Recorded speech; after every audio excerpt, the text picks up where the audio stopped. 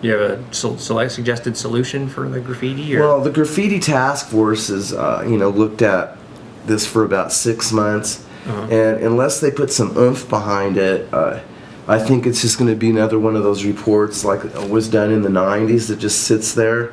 What we need is real leadership on the ground, and I'm very proud of many of the candidates. In District 3 we have 7 candidates, and people like Paul Lopez, Kathleen Sandoval, and others. I don't mean to leave anyone out, but in particular they've organized on the ground in the neighborhood within particular areas and brought in more voters. We need that neighborhood watch element. We talked about Broken Windows program. They did it in Westwood. Now they're doing it in Harvey Park. We want to move it throughout the whole district. There's a consensus on that. Quite frankly, the police have a higher priority. And one of the things that needs to get out too is that if you have a graffiti problem, you need to file with the solid waste management under Public Works. It handles the cleaning. They need an affidavit on file with your address and you signing that the city is permitted to clean it upon notice. And you will get a quicker turnaround. That's one way. That's for like private spaces or something like that? Yeah, people are graffitiing. It's typically houses, their garages on the corners of alleys, in visible places. The businesses themselves, some of them know about this affidavit. Some just never knew. Some of them are accessible and maybe they get cleaned up anyway, but we need to facilitate that solid waste management can do its job. And there's a tie to dumping around people will dump construction debris in these dumpsters. Then then there's not room for the common trash. Then it starts to blow around. Then it feels less pride. Right. And then it invites actually the graffiti. And I had this verified. There's a couple guys from Solid Waste Management doing the large pickup, and they told me quite clearly where they have illegal dumping, they also find graffiti. So every time you look, everything's interrelated, and we've got graffiti on Federal. It brings me back to Federal. That's our Berlin Wall, I'm sorry to say. Right. So how do you see, it seems like the city council or the city is constantly facing sort of budget constraints in recent years. How do you see, that the city being able to impact both graffiti and then the growth issues that you were talking about, sort of, and Federal, with these kinds of budget constraints? Do you think the money's there or what?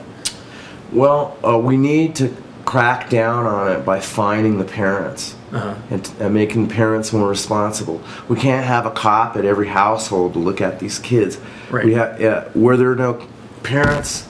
There needs to be forbearance in situations where the family situation is already completely under stress.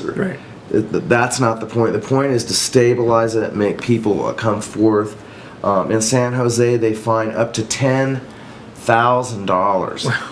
And we have a law on the books that needs to be enforced in terms of sentencing, and it's up to the discretion of the judges. I understand Mark Ragaman is one of the candidates. He's been a police officer. It's a great one. He probably should stay a police officer. He can't do it alone.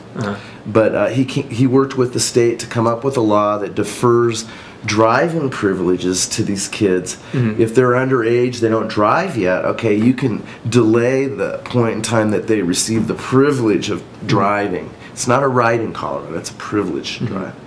And so you get at deterrence methods that we already have that don't cost any money, okay? The judge is already there. He just needs to make a good, firm decision. I personally think, it should be 3 strikes. We need... So these don't cost money, but the damage costs money. The cost to society is huge. If you calculate over a 5 square mile area, about, let's say roughly 10,000 homes, 10,000 properties, each worth $200,000 or should be, and they're devalued by $20,000 just because of the perception. And then we have foreclosures, because that little padding in the value is lost at the moment where it counts, when you're really trying to get that bridging loan or borrow against it until you get your job or cover your medical expenses and not lose your house outright. We need that 5-10% padding in there also to pay the realtor's commission of roughly 5 to 6% now. Right. So we need to see these things tied together, in fact, in studying that. And a lot of it's not about it's a regional effect. Right. And we have a lot of gangs coming from out of state, and they should be stopped at the border. It's, you know, it's, how do you know it's a gang? You know, it's really hard to say, you know, but where there aren't really strong family ties, where there's not an itinerary. I mean, there's certain, you can pull someone over and, you know, discuss things without insinuating that they're guilty. Right. Where's the probable cause? You know, that's really a state enforcement issue. And then beyond our borders, we have an INS issue. So it's both a national, regional, and city, and finally a neighborhood district problem. So we need to project a positive thing and then get at the nitty gritty. Well, how about that issue that you talked about of cleaning up federal? I mean, where do you see the money sort of coming for that kind of thing? Well, the highway project has to be essentially it's a 60% federal transportation administration funded. That could be tied to other transit funds, things that are paid by the gas tax.